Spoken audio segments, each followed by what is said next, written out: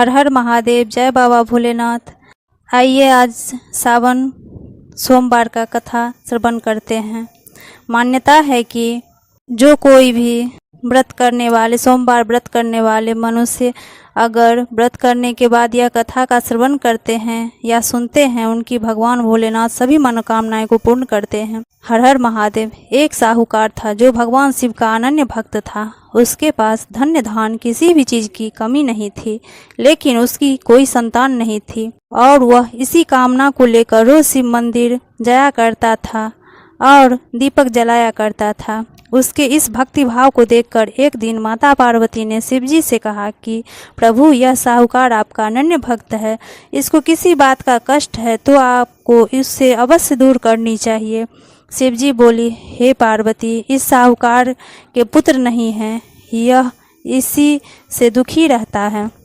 माता पार्वती कहती है कि हे ईश्वर, कृपा करके इसे पुत्र का वरदान दे दीजिए। तब भोलेनाथ ने कहा कि हे पार्वती, साहूकार के भाग्य में पुत्र का योग नहीं है।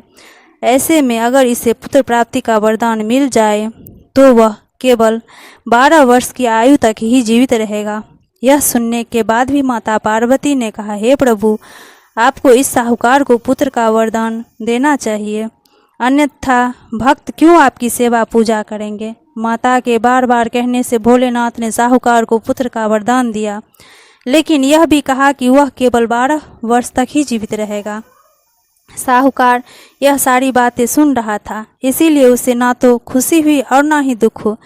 वह पहले की तरह भोलेनाथ की पूजा अर्चना करता रहा। उधर से ठानी गर्भवती हुई और 9वें महीने में उसे सुंदर से बालक की प्राप्ति हुई। परिवार में खूब हर्षोल्लास मनाया गया, लेकिन साहूकार पहले ही की तरह रहा और उसे बालक की 12 वर्ष की आयु का जिक्र किसी से नहीं किया। जब बालक 11 वर्ष की आयु हो गई, एक दिन साहूकार की सेठानी ने बालक के विवाह के लिए कहा, तो साहूकार ने कहा वह अभी बालक को पढ़ने के लिए काशी जी भेजेगा। उसके बाद उसके बालक के मामा जी को बुलाया और कहा कि इसे काशी पढ़ने के लिए ले जाओ और रास्ते में जिस भी स्थान पर रुकना वहाँ वो यज्ञ करते और ब्राह्मणों को भोजन कराते हुए आगे बढ़ना। उन्होंने भी इसी तरह करते हुए जा रहे थे कि रास्ते में एक राजकुमारी का विवाह था, जिससे उसका विवाह होना था। वह एक आंख से काना था, तो उसके पिता ने अब अति साहूकार के बेटे को देखा तो उसके मन में आया कि क्यों ना इसे ही घोड़ी पर बिठाकर शादी के लिए राजी कर लिया जाए। तो उसने उसके मामा से बात कही और कहा कि इसके बदले में वह अथाह धन देने को तैयार है। साहूकार का बेटा विवाह की वेदी पर बैठा और जब विवाह कार्य संपन्न हो गया तो जाने से पहले उसने राजकुमारी की चुन्नी के पल्ले पर लिखा कि तेरा विवाह तो मेरे साथ हुआ है, लेकिन जिस राजकुमार के साथ भेजेंगे वह तो एक आंख का काना है। इसके बाद वह अपने मामा के साथ काशी पढ़ने के लिए चला गया। उधर जब राजकुमारी ने जब अपनी चुनरी पर यह लिखा हुआ पाया तो राजकुमार के साथ जाने से मना कर दिया। तो राजा ने भी अपनी पुत्री को बारात के साथ विदा नहीं किया। बारात वापस लौट गई। उधर मामा और भांजे काशी पहुंच गए। एक दिन जब मामा ने यज्ञ रचा था और भांजा बहुत देर तक वहां नहीं आया तो मामा ने अंदर जाकर देखा भांजे के प्राण निकल चुके थे। वह बहुत परेशान हुआ, लेकिन सोचा कि अभी रोना पीटना मचाया तो ब्राह्मण चले जाएंगे और यज्ञ कार्य भी अधूरा रह जाएगा। जब यज्ञ संपन्न हुआ तो मामा ने रोना पीटना शुरू किया। उसी समय शिव पार्वती उधर से जा रहे थे, तो माता पार्वती ने शिवजी से पूछा, हे प्रभु, ये कौन रो रहा है। तभी उन्हें पता चला कि यह तो भोलेनाथ के आशीर्वाद से जन्मा हुआ साहूकार का पुत्र है। तब माता पार्वती कहती है कि हे स्वामी, इसे जीवित कर दो, अन्यथा रोते रोते इसके माता पिता के प्राण निकल जाएंगे। तब भोलेनाथ ने कहा, हे पार्वती, इसकी आयु इतनी ही थी, सो यह भोग चुका। लेकिन माँ के बार बार आग्रह करने पर भोले ने उसे जीवित कर दिया। लड़का ओम नमः शिवाय करते हुए उठा और मामा भांजे दोनों ने ईश्वर को धन्यवाद किया। और अपनी नगरी को लौटे। रास्ते में वही नगर पर राजकुमारी ने उन्हें पहचान लिया। तब राजा ने राजकुमारी को साहूकार के बेटे के साथ बहुत सारे धन देकर उसे विदा किया।